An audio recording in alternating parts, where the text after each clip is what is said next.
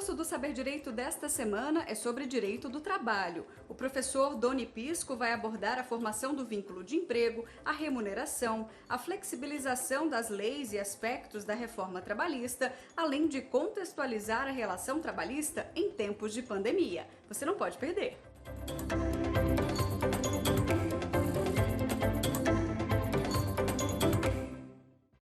Olá, sejam todos muito bem-vindos ao Saber Direito da TV Justiça.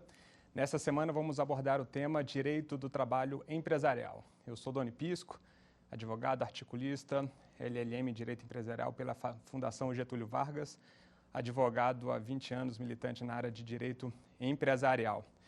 Explicando um pouquinho o tema, Direito do Trabalho Empresarial não é um segmento, uma disciplina específica do Direito do Trabalho. É só uma proposta de uma percepção sob a ótica do empresário. E por que isso é relevante? Porque sob a ótica do empresário é que orbitam ali os riscos da atividade econômica. O empresário, por essência, até segundo a definição do artigo 966 do Código Civil, ele é aquele que assume os riscos da atividade econômica, né? Até lembrando aqui a redação, ele exerce profissionalmente atividade voltada à produção e circulação de produtos e serviços. E a gente vai ver também, quando a gente abordar o tópico relacionado à figura do empregador, qual é a repercussão e a dimensão desse risco que ele assume. Bom, vamos abordar nesse nosso conjunto de 5 aulas, até pela proposta, pela contenção do tempo e adequação ao nosso programa, 5 principais aspectos do direito empresarial que interessam a figura do empregador, a figura do empresário. Então, destacamos aqui, basicamente, a formação do vínculo de emprego, aí a gente vai abordar a figura do empregado, do empregador, as hipóteses de configuração de vínculo de emprego. Essas questões são, de maneira muito comum, pontos centrais que acabam orbitando e figurando como temas nas demandas judiciais. Vamos tratar também da remuneração, os aspectos da remuneração.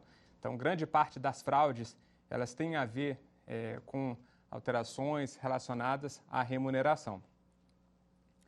Vamos tratar também da flexibilização das leis do trabalho, esse fenômeno que vem ocorrendo já há algum tempo, que a gente teve situações mais contundentes ocorridas no ano de 2017, com 2 leis específicas que nós vamos abordar, mas também os fenômenos que ocorreram a partir daí e a repercussão que isso teve no mercado de trabalho, até saber se essas medidas tiveram algum efeito prático ou se alcançaram aquela finalidade específica. Entendendo também o contexto que propiciou e motivou a discussão e a aprovação dessas medidas, né?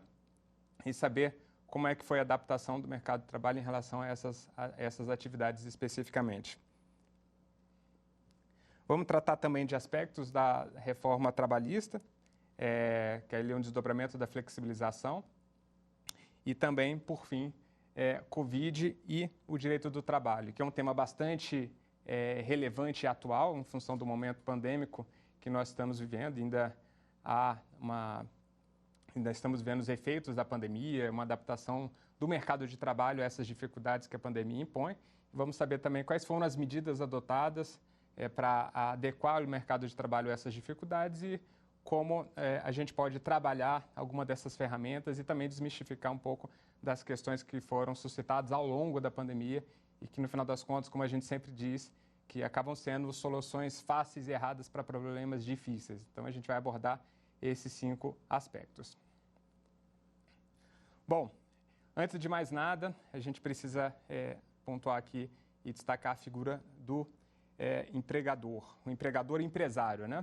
Que a gente vai ver que o empregador ele não precisa ser necessariamente empresário, não precisa necessariamente desenvolver uma atividade empresarial.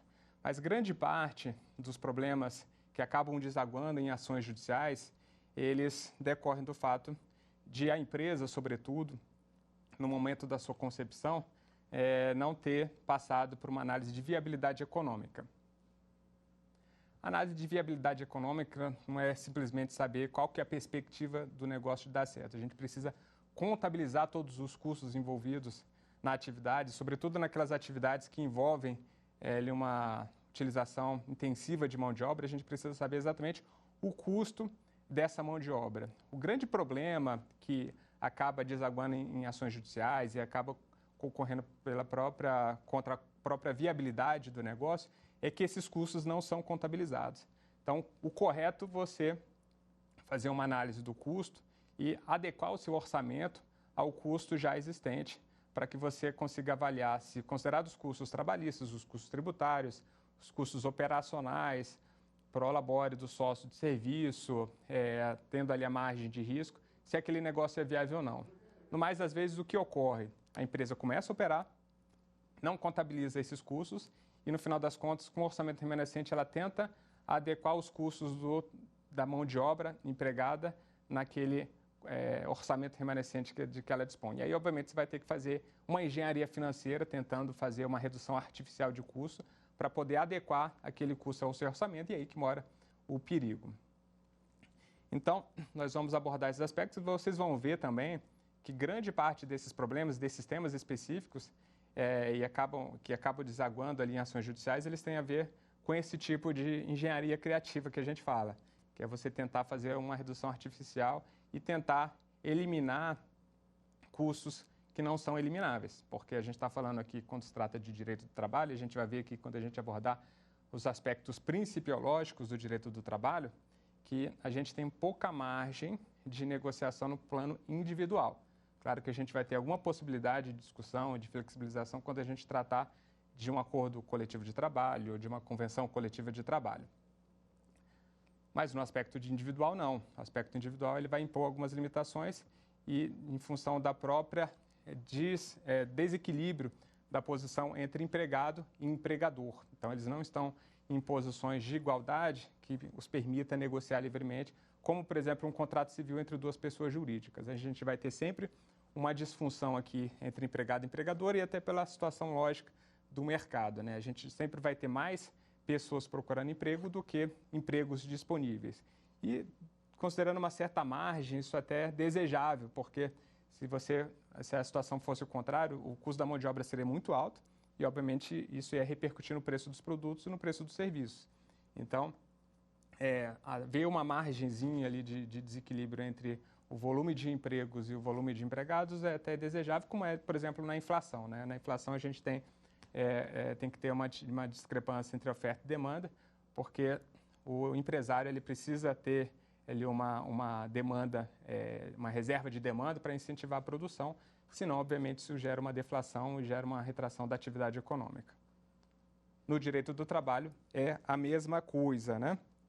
Então, nós vamos abordar aqui, dentro desse sistema jurídico, e aí a gente vai ver e abordar isso de maneira bem precisa, e vai entender um pouquinho a complexidade desse universo que não raro acaba gerando infrações trabalhistas, né? A gente tem as infrações que são geradas de maneira deliberada, que é aquele empresário que quer se locupletar e que quer reduzir artificialmente o custo para aumentar os seus ganhos.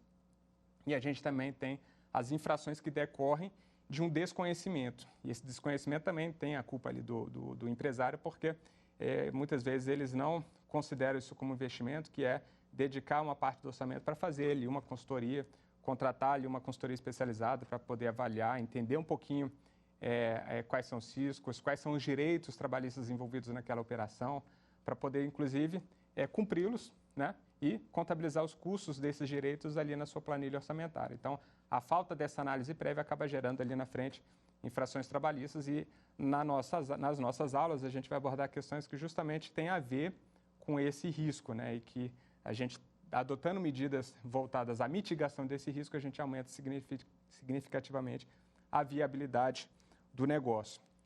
E a questão ela é relevante porque, muito embora a gente tenha a consolidação das leis do trabalho, a CLT ela não abarca todo o conjunto de normas, porque a gente vai ter ali, dentro do nosso sistema, a Constituição, e a Constituição ela vai prever os direitos, no caso aqui os direitos sociais, os direitos trabalhistas especificamente, vai trazer também princípios e regras que a gente vai ver que orientam toda a edição das leis infraconstitucionais e que também orientam a interpretação dessas leis, né? A gente vai ter leis aqui que são anteriores à Constituição e toda vez que a gente for tratar da interpretação dessas leis, a gente tem que fazer a interpretação entendendo o momento histórico em que elas foram editadas e fazendo uma análise à luz do texto constitucional. Então, se elas foram recepcionadas, já que elas são anteriores à Constituição, elas precisam estar em harmonia com o texto constitucional. Então, a gente vai ver que muitas vezes há uma colisão entre o texto da Constituição e a lei infraconstitucional, e a gente vai ter que sempre fazer essa análise, essa interpretação e essa acomodação. Então, abaixo da Constituição, vamos ter aqui a CLT, né, na dimensão das leis infraconstitucionais. Vamos ter também as normas regulamentadoras, vamos ter também as outras leis infraconstitucionais, leis complementares, leis ordinárias, decretos. Vamos ter também, no âmbito dos ministérios, né, as portarias, que também produzem atos normativos que se aplicam ali à realidade da relação de emprego. E vamos ter também as convenções coletivas de trabalho, que é uma grande fonte normativa e também uma fonte de problema, conforme a gente vai abordar mais à frente ao longo da nossa explanação. Bom, vamos começar aqui já abordando especificamente o tema da nossa aula 1, depois dessa introdução, tratando aqui dos princípios constitucionais. A gente vai ter aqui na Constituição os princípios, como eu falei, que vão orientar a interpretação das demais normas, e temos alguns dispositivos constitucionais que eles são bastante preciosos nessa nossa interpretação. Nós vamos ter aqui no artigo 3º, né, a definição dos objetivos fundamentais da República Federativa do Brasil, né, e a gente trata aqui rapidamente a construção de uma sociedade livre, justa e solidária, garantir o desenvolvimento nacional, erradicar a pobreza, a marginalização e reduzir as desigualdades sociais e regionais, promover o bem de todos, sem preconceitos de origem, raça, sexo, cor, idade e quaisquer outras formas de discriminação. A gente vai tratar bastante desse ponto aqui quando a gente estiver falando da remuneração, né, e como isso tem reflexos, ajuda um pouquinho a gente a entender a vedação da ocorrência de discriminação, sobretudo em razão do sexo. No artigo 5º, né, a gente vai tratar aqui, vai ter um princípio também bastante caro, né, que é sobre o livre exercício de qualquer trabalho, ofício, profissão, atendidas as qualificações profissionais que a lei estabelecer. A gente está tratando aqui especificamente das profissões regulamentadas. Vamos ter aqui no artigo 6º os direitos sociais, que entre os quais a educação, saúde, alimentação, trabalho e moradia, transporte, lazer, segurança, previdência. E, por fim, o artigo 7º, que ele vai trazer uma série de direitos que vão ter a sua repercussão não só na CLT, como nas leis infraconstitucionais, tais quais a gente vai abordar ao longo da nossa aula. Bom, em relação ao direito do trabalho especificamente, nós temos princípios que são construções doutrinárias, né, que foram sendo construídas à luz desses princípios constitucionais e que também eles vão ajudar a interpretação das normas. Por que eu estou insistindo bastante nessa questão da interpretação? E aí que é o grande problema, porque muitas vezes o próprio empresário se sente habilitado a fazer a leitura, consultar as fontes para poder ver qual a aplicação disso na sua realidade, só que a dificuldade por trás disso é que, muitas vezes, aquela pessoa sem formação jurídica, ela não vai ter o arcabouço e a formação para fazer a devida interpretação. E isso é o que acaba levando a soluções equivocadas. E, durante a pandemia, a gente viu bastante que interpretações ali assodadas ali do texto da CLT geraram soluções equivocadas, porque a interpretação era feita de maneira estanque, sem observar todo o sistema, sem observar os princípios constitucionais, sobretudo. Então, a gente vai ter aqui o princípio da proteção, que vai envolver o princípio do indúbio pro operário, né? Quando houver uma discussão, uma interpretação duvidosa em relação a uma determinada norma, a interpretação vai ser sempre prioritariamente em favor do empregado, né? De maneira preferencial. A aplicação da norma mais favorável à condição mais benéfica. Vamos ter também a irrenunciabilidade de direitos.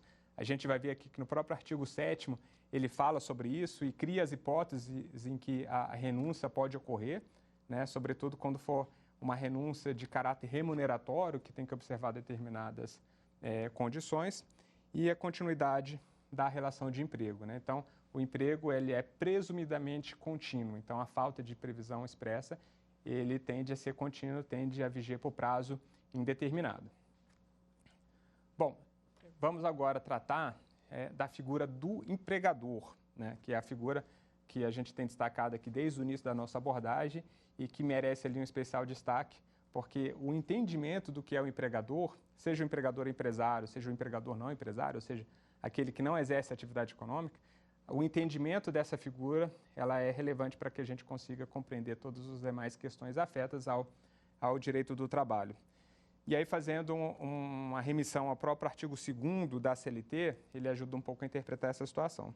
Que ele fala que considera-se empregador a empresa individual e coletiva que, assumindo os riscos da atividade econômica, admite, assalaria, dirige a prestação pessoal de serviço. Note-se que o dispositivo da CLT ele fala a empresa, mas a gente não precisa se ater a isso, conforme a gente falou, porque a gente vai ter como empregador pessoa jurídica, vai ter como empregador pessoa física, sociedade empresária, entes despersonificados, como condomínios, a gente vai ter associações, fundações, cooperativas, ou seja, outras atividades que não atuam explorando uma atividade econômica, mas que também se inserem no conceito de empregador. Bom, sendo empresário ou não, ele vai assumir o risco da atividade econômica. O que isso quer dizer? Que independentemente do sucesso do empreendimento ou da possibilidade de geração de recursos, a obrigação assumida por esse empregador junto ao seu empregado ela é impositiva, ou seja, ele não pode transferir para o empregado os riscos da atividade. Então, ele não pode repassar para o seu contratado as dificuldades pelas quais ele passa. Ele assume o risco, assumiu o compromisso. Se, eventualmente, ele não dispuser de recursos para arcar com as suas obrigações, ele não pode se utilizar desse argumento para poder suprimir direitos trabalhistas. E essa é uma questão central que, normalmente, acaba desaguando em ações judiciais. Porque o empregador tem essa percepção, fala, mas eu não paguei o salário, não foi porque eu não quis, eu não paguei o salário porque eu não tive condição. Só que essa não é uma fundamentação juridicamente válida. Obviamente que se ele não tiver condição de fazê-lo, ele vai descumprir a obrigação e isso vai acabar desaguando numa ação trabalhista. Mas, juridicamente, no processo judicial, a apresentação desse tipo de tese não é uma tese juridicamente válida. Ou seja, apesar das dificuldades, ele tem que arcar com as obrigações. Aí, obviamente, ele vai ter que se valer de outras medidas para a geração de recursos para pagar essas obrigações. Seja com a manutenção do vínculo de emprego, seja com a rescisão e o pagamento das verbas rescisórias. Mas, em hipótese alguma, ele pode se valer de uma dificuldade financeira para descumprir uma obrigação, sob pena de responder juridicamente por isso e acabar respondendo no processo judicial e mesmo por ações de fiscalização do trabalho, conforme a gente vai ver um pouquinho mais adiante. Bom, e por empregador, a gente vai ter os grupos econômicos, né? Então, o empregador ele pode estar sozinho ou ele pode estar em grupo econômico e, estando em um grupo econômico, ele pode ser responsável solidariamente pelas obrigações, ainda que a atuação do empregado a empresas do mesmo grupo econômico não implique necessariamente na constituição de contratos individuais. Bom, como a gente já falou aqui brevemente a respeito do empregador, a gente vai tratar aqui um pouquinho a respeito da figura do empregado. O empregado é toda pessoa física que presta serviço de maneira remunerada, e aí a gente vai tratar um pouquinho mais à frente a respeito das circunstâncias ou dos requisitos de configuração do vínculo de emprego, né? Então, o empregador, no conceito que nos interessa, que é o empregado sujeito de uma relação de emprego, ele vai ser sempre uma pessoa física que presta serviço de maneira subordinada mediante salário. Então, o conceito de empregado se confunde um pouquinho com os requisitos de configuração do vínculo de emprego que nós vamos abordar logo em seguida, que é o aspecto relevante aqui da nossa abordagem. Por que a gente fala sobre isso? Porque, não raro, há uma percepção das empresas de que essa é uma matéria passível de negociação. Então, sobretudo com a reforma trabalhista, com a flexibilização das leis do trabalho, com a possibilidade de terceirização, criou-se muito essa perspectiva do empregador de que ele poderia, em comum acordo com o empregado, criar formas alternativas ao vínculo de emprego. Porque nós sabemos que o vínculo de emprego, por si só, ele é caro, relativamente, né? Eu não digo nem caro, né? Porque se a gente contabiliza já de partir do custo e estrutura o nosso negócio em função disso, não vai ser caro nem barato, ele é o custo já conhecido, né? Então, Se a gente parte do pressuposto e toma como premissa a contabilização desse custo, a gente não vai precisar recorrer a esse tipo de engenharia criativa para poder adequar o nosso orçamento a esse custo, né? Então, se a gente tem a presença dos requisitos de configuração do vínculo de emprego, o vínculo de emprego é impositivo. Então, independe da vontade do empregado de querer, por exemplo, ser contratado como autônomo, ser contratado como PJ ou ser contratado mediante um contrato civil, recebendo mais como contrapartida da supressão desses direitos. Então, independe da vontade dele. Por que que independe? Porque isso aqui é uma norma de direito público, né? Então, a gente tem uma imperatividade da formalização do vínculo de emprego, porque isso tem repercussão tanto no financiamento da Previdência Social, porque o vínculo de emprego pressupõe a obrigação de pagamento de contribuição social, cota à parte do empregado, cota à parte do empregador, terceiros. Então, o financiamento da Previdência Social depende da configuração do vínculo de emprego também em relação à formação do saldo do FGTS, que é utilizado no financiamento dos programas imobiliários. Então, por isso que a gente não tem liberdade de adequar o tipo de vínculo se preenchidos os requisitos. E quais são eles? A gente tem basicamente a subordinação, a pessoalidade, a continuidade, a não eventualidade. Então, a subordinação é um elemento central, porque o trabalho, numa constituição de um vínculo de emprego, ele vai ser necessariamente subordinado. Isso é muito fácil de perceber na análise do cotidiano. O empregado ele se distingue do trabalhador autônomo. O empregado, via de regra, ele vai estar lá à disposição do empregador em determinada jornada de trabalho e ele vai atuar sob ordem e prestando serviço, executando as tarefas que lhe forem confiadas pelo empregador. O empregador ele vai poder exercer o direito, o direito de disciplinar sobre o empregado, então ele vai poder aplicar as medidas disciplinares caso haja algum descumprimento das obrigações, vai dar ordens e vai estar juridicamente, numa posição juridicamente superior ao seu empregado. Ainda que o empregado detenha ali o conhecimento técnico da execução, ele vai estar sujeito às regras e às ordens, à orientação e à gestão do trabalho pelo empregador. Então, se a gente tem o preenchimento desses requisitos, o que fica muito claro quando a gente compara o trabalhador em um vínculo de emprego, o empregado efetivamente, estrito senso, e um trabalhador autônomo, a gente vê de maneira muito clara a distinção. Então, se a gente tem o preenchimento desses requisitos, ainda que a gente tente blindar uma simulação desse vínculo de emprego mediante um contrato escrito de prestação de serviço ou qualquer outro tipo de formalidade, a gente vai ter o vínculo de emprego configurado e ele pode ser reconhecido mediante uma ação judicial proposta perante a Justiça do Trabalho. E esse é um ponto central, porque a gente tem visto ali, a gente vai tratar também um pouquinho quando a gente estiver falando sobre o trabalho de natureza intelectual, mas, via de regra, o trabalho ordinário, ele fica sujeito à formalização do vínculo de emprego toda vez que a gente tiver o preenchimento desses requisitos.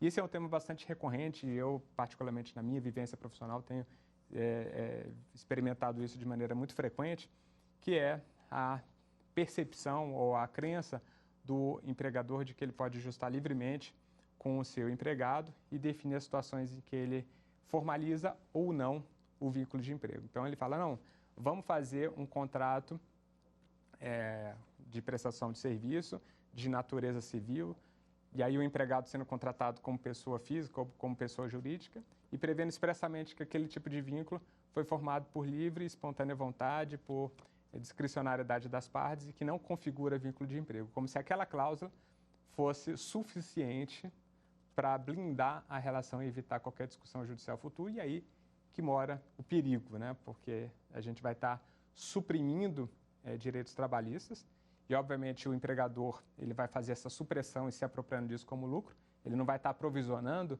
esses recursos que ele deixou de gastar para uma eventual ação judicial futura, ele vai estar realizando isso como lucro, e aí ele acaba constituindo um passivo trabalhista que, não raro, acaba gerando ali uma ação judicial com volume grande e que acaba pondo em risco a própria viabilidade jurídica do negócio. Eu sempre falo com os meus clientes que não tem problema o cometimento de uma infração. O problema é o cometimento de uma infração de maneira inconsciente, quando você não sabe que aquilo configura um risco e que pode desaguar no futuro com uma multa aplicada pela Superintendência Regional do Trabalho, com uma ação proposta pelo Ministério Público do Trabalho, ali numa ação civil pública, com pedido de indenização por dano moral coletivo, por exemplo, e mesmo ações individuais por parte do seu empregado. Claro que a gente sempre censura ações que visem ali o cometimento de infração, que visem a supressão de direitos, mas como a gente não tem como impor ao cliente que ele faça isso ou aquilo, a gente precisa orientar para que ele saiba que há uma configuração de infração e que ele está sujeito, exposto àquele determinado risco, para que ele consiga contabilizar e saber se compensa aquele tipo de atitude, porque se ele faz isso de maneira não contabilizada, ele se expõe a um risco e aí a gente constitui o famoso passivo trabalhista. Por isso que a gente sempre recomenda que não só no momento de concepção do negócio, mas também durante a sua execução, que haja um acompanhamento de uma consultoria, para que haja ali também numa auditoria sobre as relações de emprego, uma avaliação sobre os riscos que aquela atividade implica. Então, a gente já percebeu aqui que o caráter cogente do vínculo de emprego se impõe e a gente não tem muita liberdade. Se a gente quiser um tipo alternativo de formação de vínculo de emprego, a gente vai ter que propor ao empregador que ele adeque à forma de execução daquele serviço. Então, lembra que a gente falou ali no princípio sobre a primazia da realidade. O que isso significa? Que não importa a roupagem formal que se dê ao vínculo de emprego, é importante a forma como o emprego ou como as tarefas relacionadas à função do empregado sejam executadas. Então, não basta que a gente crie uma roupagem formal, uma realidade figurativa que não configure vínculo de emprego se a realidade é diferente. Por quê? Numa eventual ação trabalhista, ele pretendendo o reconhecimento do vínculo de emprego, mesmo que ele tenha consentido com a formação do vínculo naquele formato, ele vai transferir para o empregador o ônus de apresentação dos fatos desconstitutivos do direito, ou seja, ele que vai ter que, uma vez reconhecido a prestação de serviço, mas sustentando que ele se deu de maneira a não configurar o vínculo de emprego, trazer as provas de que aquele trabalho era desempenhado de maneira não subordinada, não pessoal, eventual e não contínua. Então, ele vai ter uma dificuldade porque a prova não vai poder desdizer a realidade se impõe e ele não vai conseguir retroagir para mudar a situação de fato e apresentar provas de uma situação que não existe. Então, vocês percebam ali que a gente está diante de uma situação que ela não permite muitas variações, ela cria ali uma certa limitação que impõe a formalização do vínculo toda vez que a gente tiver os elementos de sua configuração. E por isso que também uma outra situação criativa que normalmente é utilizada, que é a criação de uma pessoa jurídica ou trazer, melhor dizendo, o empregado como sócio, também não é uma solução factível se novamente a gente tem presentes os requisitos de configuração de vínculo de emprego. Por exemplo, nesse exemplo que foi dado, de um empregado que é chamado como sócio, a gente tem de partida ali como identificar eventual fraude ao direito do trabalho. Porque, via de regra, alguém que se torne sócio de uma empresa já existente ou que constitua uma empresa, ele precisa fazer a integralização do capital social. Quando a gente está diante de uma fraude, você não tem integralização. Ele entra como sócio sem pagamento de nenhum recurso, sem integralização com dinheiro ou com bens daquele capital social que ele assume ali no quadro societário e também não assume uma dívida. A gente poderia, por exemplo, fazer a conversão desse trabalhador em sócio, ele assumindo uma dívida que vai ser paga ao final correspondente ao valor que ele deveria aportar para compor como sócio aquela sociedade. E também como sócio, ele teria que participar das deliberações, tem os direitos dos sócios, né? Ter participação nos lucros. Se ele for um sócio operacional, é presumível que ele tivesse também um prolabore. Então, ele vai ter ao final do exercício os informes de rendimento para declaração do imposto de renda. Então, ele vai ter acesso ali às contas. Então, todos os direitos inerentes à condição de sócio. Quando a gente tem uma fraude, esses direitos, obviamente, não existem. E aí, se eles não existem, a gente tem indícios fortes de que aquela roupagem foi criada com o único propósito de reduzir os custos trabalhistas e evitar os custos inerentes à configuração do vínculo de emprego. Então, como a gente viu, o vínculo de emprego ele naturalmente é oneroso, né? Tanto que a gente vê habitualmente ali em propostas legislativas medidas voltadas à desoneração da folha de pagamento, porque os encargos que o vínculo de emprego traz, eles são naturalmente pesados, né? E quando a gente tem uma redução, a gente acaba gerando um incentivo para a atividade econômica, e isso acaba sendo, pelo menos há essa intenção, positiva ali para a geração de empregos. No entanto, não seja só isso que estimule ali a atividade econômica e gere a abertura de novas vagas de trabalho. Então, vamos citar aqui um precedente, até para ilustrar um pouquinho a nossa narrativa a respeito dessas questões, e esse precedente ele é bastante interessante porque ele perpassa aqui todos os princípios que a gente já abordou aqui ao longo da nossa explanação inicial. Cita aqui o precedente. O princípio da primazia da realidade sobre a forma amplia a noção civilista de que o operador jurídico, no exame das declarações volitivas, deve atentar mais à intenção dos agentes do que ao envoltório formal através de que transpareceu a vontade. No direito do trabalho, deve-se pesquisar preferencialmente a prática concreta efetivada ao longo da prestação de serviço, independentemente da vontade eventual manifestada pelas partes na respectiva relação jurídica. A prática habitual, na qualidade de uso, altera o contrato pactuado, gerando direitos e obrigações novos às partes contratantes, respeitada a fronteira da inalterabilidade contratual lesiva. O princípio da primazia da realidade sobre a forma constitui um poderoso instrumento para pesquisa e encontro da verdade real de uma situação de litígio trabalhista.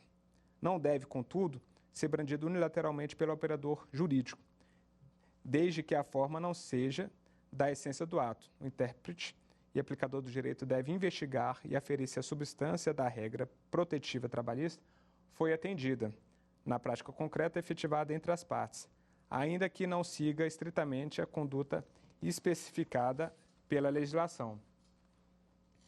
Cumpre enfatizar que o conteúdo sociojurídico da relação empregatícia emerge quando reunido os 5 elementos fáticos jurídicos constitutivos. Foi aquilo que a gente disse em relação aos elementos de constituição do vínculo de emprego.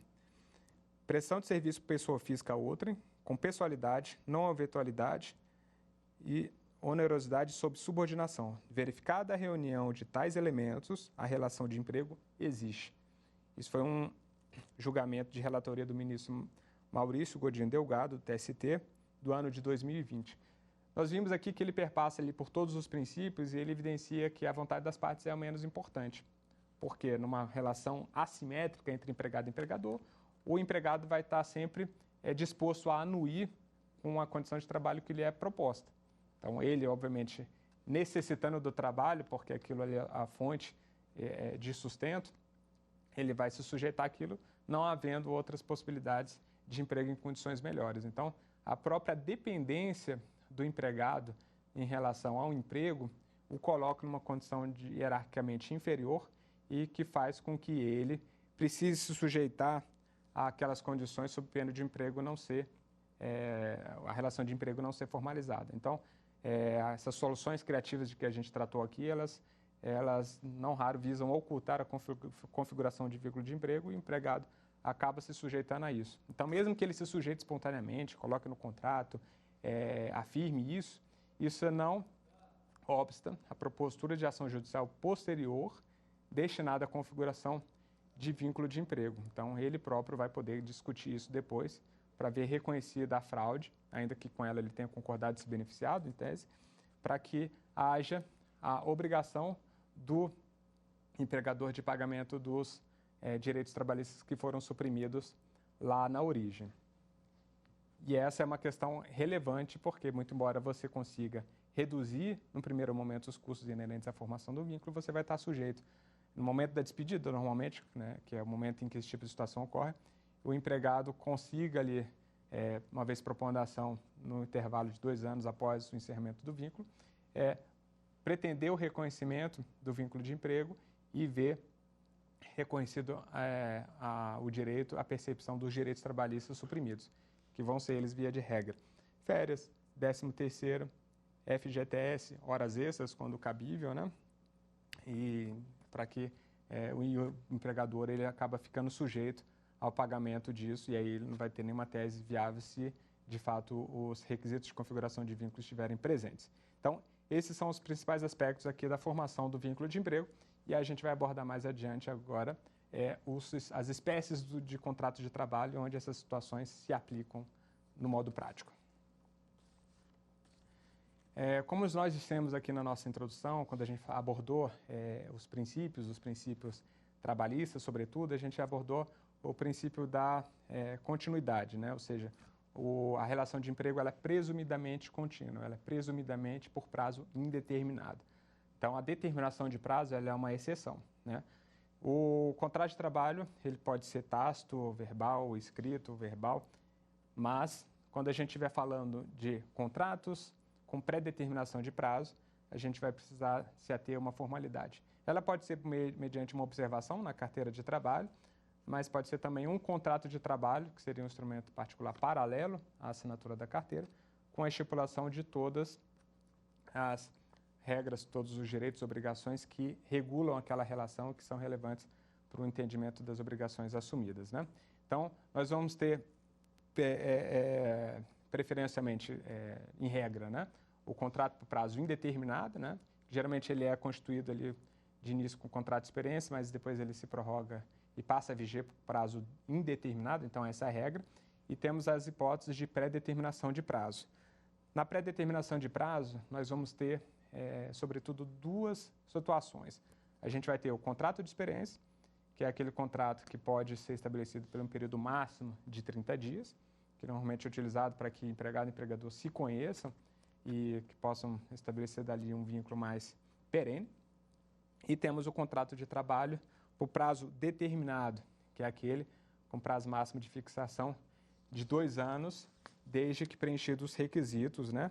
E aí a gente lembra aqui para vocês os requisitos do artigo 443 da CLT, que trata especificamente do tema, que ele fala que o contrato por prazo determinado só será válido em se tratando de serviço cuja natureza e transitoriedade justifique a predeterminação de prazo e as atividades empresariais de caráter transitório. Então, e essas condições aqui não são condições meramente exemplificativas. A gente precisa que a situação prática evidencie o preenchimento desses dois requisitos, se encaixe em algum desses dois requisitos, sob pena de entender-se por fraudulenta formação de vínculo com essa feição e o contrato de trabalho ser convertido a contrato por prazo indeterminado. E a outra hipótese, como já dito, é o contrato de experiência. Então, tanto o contrato de trabalho por prazo determinado, esse ali desses dois requisitos da transitoriedade e da atividade empresarial de caráter transitório, ou o contrato de experiência, ele tem pré-determinação de prazo e, tendo pré-determinação de prazo, ele vai ter uma série de consequências, seja em relação à própria hipótese de terminação, né? Então, a rescisão do contrato a termo, ela gera um tipo de repercussão diferente da rescisão de contrato por prazo indeterminado, quanto também em relação à geração de estabilidade. Então, sobretudo, instabilidade gestante. Não vai ser tema, infelizmente, aqui da nossa abordagem, tem função da limitação de tempo, mas só passando brevemente para vocês que ela acaba tendo esse tipo de repercussão. Também, em relação à terminação antecipada por vontade das partes, ela gera direitos trabalhistas diferenciados. Por que é importante a gente destacar isso? Porque quando a gente fala de contrato de trabalho por prazo indeterminado, em contraposição ao contrato de trabalho por prazo determinado, a gente vai ter repercussão na composição das verbas rescisórias. Por isso que muitas vezes há uma opção pelo contrato de trabalho por prazo determinado, sob a perspectiva de que isso possa gerar ali uma redução na rescisão. Porque no contrato de trabalho por prazo indeterminado, a gente vai ter, na hipótese de rescisão imotivada por iniciativa do empregador, aviso prévio, férias proporcionais e vencidas, 13º, depósito de FGTS referente ao aviso prévio e, sobretudo, a multa do FGTS, habilitando o empregado à percepção de seguro-desemprego e o levantamento do saldo do FGTS com a multa que foi paga pelo empregador. Então, isso, principalmente em contratos mais longos, tem um peso muito significativo. Então, tanto quando a gente tem a configuração de vínculo, quando a gente tem um contrato por prazo indeterminado, isso vai ter uma repercussão financeira que interessa ao empregador na hora de apurar o valor devido na hipótese de rescisão. E aí, só fazendo uma ponte rapidamente, como isso tem relevância, né, quando a gente tem um vínculo de emprego reconhecido, que as situações, que são as situações de demissão por justa causa, né? A gente acabou não colocando aqui no nosso programa, mas só fazendo uma pincelada bem rápida, que é um tema bastante recorrente, acaba sendo um fato gerador relevante de grande parte das ações trabalhistas. Porque as ações trabalhistas geralmente são propostas quando o empregado é demitido ou quando ele pretende a rescisão direta do contrato de trabalho por entender violado algum direito por iniciativa do empregador. Então, quando a gente tem uma demissão por justa causa, os ânimos vão estar, obviamente, mais exaltados, vai ter uma animosidade, um ressentimento, então isso acaba respondendo por grande parte das ações trabalhistas. E a reboque do pedido de reversão da demissão por justa causa, a gente tem todos os demais direitos que acabam sendo questionados no meio dessa discussão.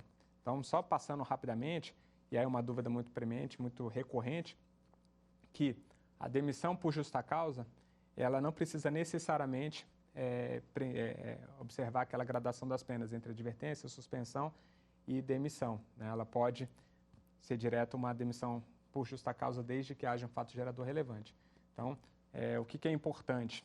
Que a gente exerça o poder disciplinar e sempre que houver alguma infração haja punição e a documentação dessa punição, sobretudo essas iniciais, advertência e suspensão, e em se tratando de demissão por justa causa, que haja um fato gerador novo. Então, não adianta você ter um histórico de punições disciplinares longo e chegar a qualquer tempo e falar, vou demitir porque ele já vem de um histórico de muitas faltas, de muitas infrações. Se não houver nenhuma infração nova, essa demissão por justa causa ela vai ser inválida. Então, precisa, além do contexto, quando a gente estiver falando de infrações menos gravosas, que haja um fato gerador novo e, sobretudo, prova dessa conduta omissiva ou da ação ou de omissão do empregado. Então, a gente vai precisar produzir prova. Então, a gente vai ter que se certificar de que a gente possui, porque essa questão vai ser fatalmente judicializada. A gente vai precisar ter prova documental ou prova testemunhal de que houve a infração e de que houve uma reação imediata do empregador em aplicar a demissão por justa causa. Sempre, obviamente, sujeito ao escrutínio dessa demissão pelo Poder Judiciário, caso essa questão seja judicializada. E aí, obviamente, o julgador, o juiz, ele vai poder fazer a valoração da conduta e saber se aquela punição ela foi razoável e proporcional, considerando o histórico e considerando a conduta à vista da imediatidade da reação. Por fim, vamos tratar de um tema aqui relacionado às plataformas digitais e relações de emprego. A gente tratou aqui dos requisitos de configuração de vínculo e a aplicação disso. Nesse tipo de situação, ele é muito atual, principalmente plataformas de intermediação como Uber, iFood, 99pop, então essas plataformas de intermediação. E essa discussão tem sido bastante comum porque há o entendimento de que há uma configuração de vínculo de emprego. No entanto, a gente precisa entender, aí a análise das condições de uso são bastante interessantes para que a gente consiga fazer essa avaliação, saber se estão presentes os requisitos e, sobretudo, saber se as condições de uso da plataforma, se elas induzem algum tipo de subordinação, se elas permitem uma subordinação do prestador de serviço em relação à plataforma e saber se, sobretudo, ela impõe que o prestador de serviço submeta a um determinado horário e fique à disposição. Nós tivemos a oportunidade de fazer um estudo sobre isso, inclusive foi objeto de artigo, que era saber se pelas condições de uso da plataforma a gente tinha essa sujeição. E o que a gente percebe é que as condições de uso, na verdade, elas têm situações indutoras de comportamento. Então, elas estimulam que o prestador de serviço faça isso ou aquilo, com o propósito de garantir a qualidade do serviço e com o propósito de gerar uma maximização dos ganhos. Só que é uma maximização bilateral, porque o prestador de serviço utiliza o usuário dessa plataforma. No momento em que ele maximiza ali a sua atuação, ele tem uma maximização dos seus ganhos. Então, o que a gente tem aqui de maneira muito frequente? É uma divisão dos riscos da atividade econômica, né? E esse, inclusive, tem sido o entendimento prevalecente de que quando a gente tem ali nessa relação riscos distribuídos entre plataforma e o prestador de serviço, e ele não está submetido ali a uma subordinação técnica ou jurídica, a gente não tem a configuração de vínculo. E essa é uma questão bastante sensível, porque para além do interesse individual do prestador de serviço, a gente tem que entender que, havendo ali um entendimento dominante de que as plataformas possam configurar vínculo de emprego, isso acaba se virando contra o próprio operador, o próprio usuário dessa plataforma, porque se a gente tem um vínculo de emprego reconhecido, isso gera um custo que ou seria absorvido pela plataforma ou seria repassado para o usuário desse serviço. Em qualquer das hipóteses, isso geraria ali ou um aumento de custo ou uma redução do lucro, que poderia gerar um desestímulo e a saída dessas plataformas do mercado, porque elas se tornariam inviáveis economicamente. Então, a gente vê que não tem solução fácil.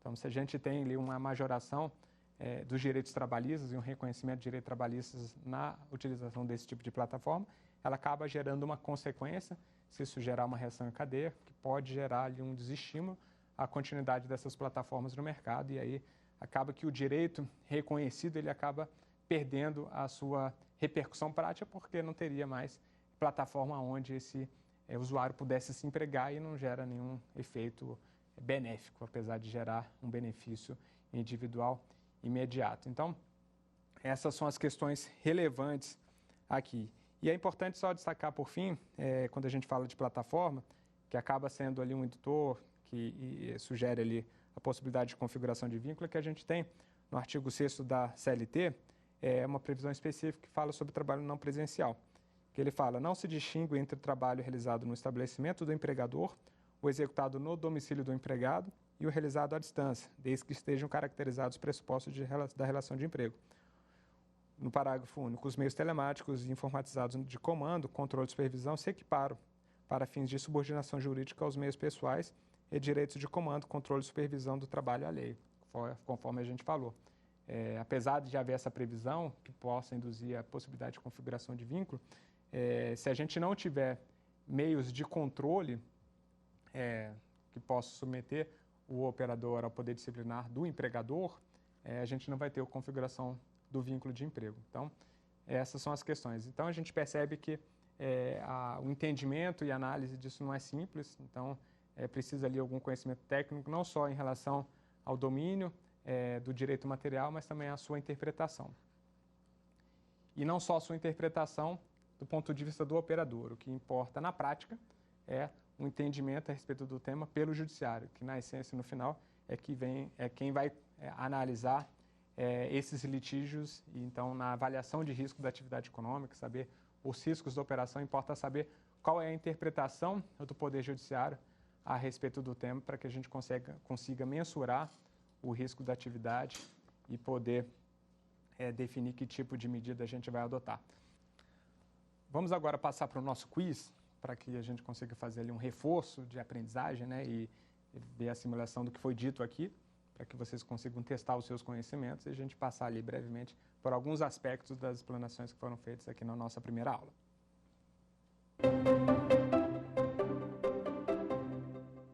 Questão número 1. O empregador pode, como alternativa à constituição de vínculo de emprego, apesar das tarefas serem habituais, integrarem a sua atividade fim. A. Optar pela celebração de contrato civil de prestação de serviços contratando empregados como microempreendedores individuais. B. Optar pela celebração de contrato civil de prestação de serviços contratando os empregados como pessoas naturais, porém sob salário superior, sem as deduções tributárias. C. Optar pela contratação do empregado como trabalhador autônomo, com pagamento de remuneração por diárias. E D. Nenhum das anteriores. Vocês já sabem qual é a resposta? Bom, conforme a gente passou aqui, a configuração do vínculo de emprego, quando preenchidos os requisitos, ela é impositiva independentemente da vontade das partes. Ou seja, segundo as opções aqui do nosso quiz, das 3 primeiras hipóteses, elas estariam vinculadas à vontade das partes no interesse de redução dos custos da contratação e maximização dos ganhos do empregado. E a gente viu que isso não é possível. Se a gente tem o preenchimento dos requisitos, é obrigatória a formalização do vínculo de emprego, isso estaria fora do livre da discricionariedade das partes. Então, a resposta correta é a letra D, nenhuma das anteriores. Como a gente bem destacou, caso haja a formalização de vínculo o preenchimento dos requisitos de configuração de vínculo e o empregador e empregada optem por não formalizar, eles vão estar sujeitos ali à ação da Superintendência Regional do Trabalho, numa ação de fiscalização, Ministério Público do Trabalho e a própria ação individual do trabalhador. Então, a gente desencoraja esse tipo de solução criativa como forma de mitigação e redução dos custos trabalhistas. Vamos à nossa questão número 2.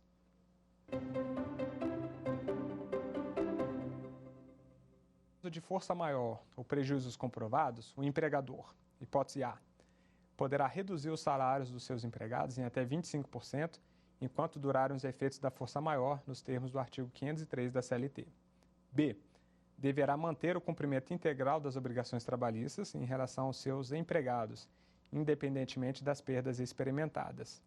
C, poderá suspender os contratos de trabalho dos seus empregados sem salário ou benefício durante o prazo necessário até a cessação da força maior.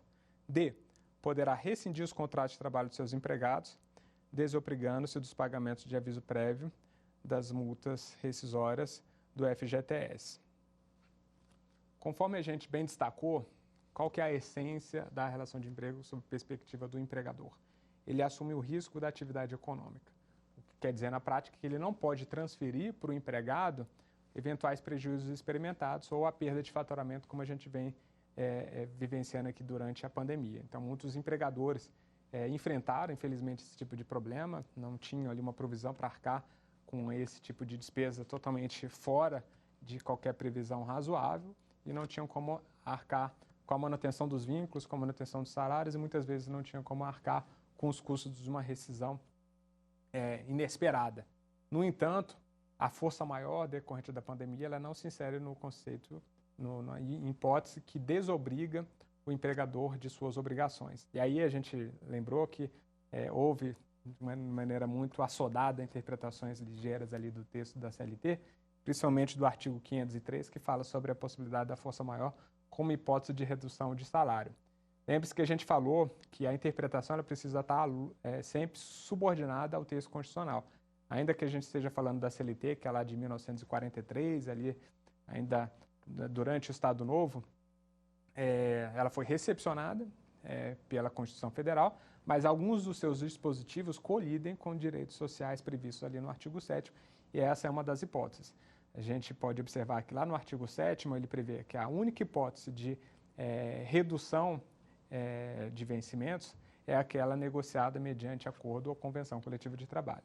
Ou seja, o empregador, ainda que supostamente haja uma concordância do empregado, ele não pode simplesmente reduzir salário e não pode demitir sem o pagamento das verbas rescisórias, sem que isso sujeite ele à fiscalização, multas e a própria ação individual por parte do empregado. Então, em hipótese alguma, ele pode se desobrigar dessas obrigações inerentes ao vínculo de emprego.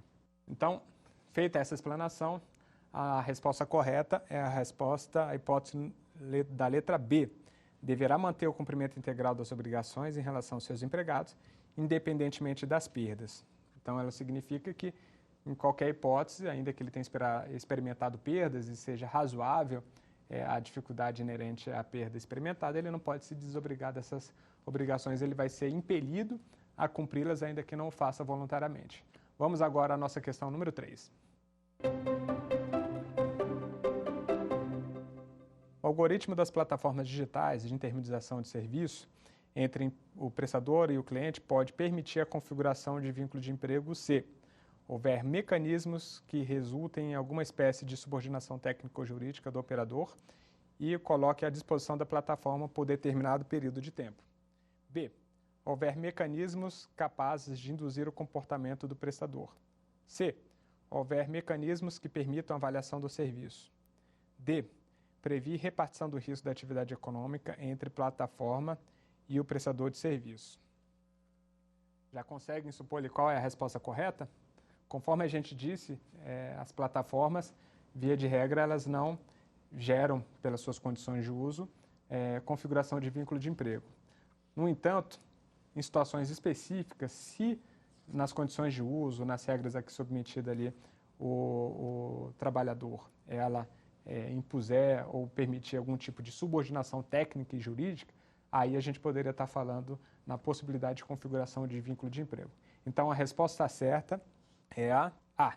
Houver mecanismos que resultem em alguma espécie de subordinação técnica ou jurídica do operador e o coloque à disposição da plataforma por determinado período de tempo. A gente vê aqui que nas demais hipóteses, elas estão dentro daquele universo de possibilidades de que a gente tratou. As plataformas elas podem criar mecanismos indutores de comportamento, como, por exemplo, aumentar o número de corridas, no caso de um motorista de veículo por aplicativo, mecanismos que permitam avaliação, isso é da essência do negócio, porque a plataforma ela precisa ter uma satisfação do seu cliente, então o cliente vai ter como avaliar o serviço, isso vai gerar uma nota, então ela vai criar mecanismos que induzam uma boa prestação de serviço por parte do operador e, naturalmente, ela prevê a repartição do risco da atividade econômica, porque o ganho da plataforma está relacionado ao ganho do operador. Então, há uma distribuição do risco da atividade econômica entre um e outro, e, portanto, nessa situação a gente não tem configuração de vínculo de emprego. Então, a configuração de vínculo ela vai ser uma situação muito específica quando houver mecanismos que permitam algum tipo de subordinação. Então, essas são as questões que perpassam ali pelos temas que foram abordados ao longo dessa nossa primeira aula. Espero que vocês tenham absorvido. E, obviamente, a gente não tem a pretensão de esgotar o tema, mas fazer pequenas pinceladas que repercutam e contribuam para o conhecimento do direito do trabalho empresarial. Até a nossa próxima aula. Quer dar alguma sugestão de tema para os cursos do Saber Direito? Então mande um e-mail para a gente, saberdireito@stf.jus.br, ou entre em contato pelo WhatsApp. O número é esse que aparece na sua tela. Você também pode estudar pela internet. Acesse nosso site tvjustiça.jus.br ou pode rever as aulas no canal do YouTube TV Justiça Oficial.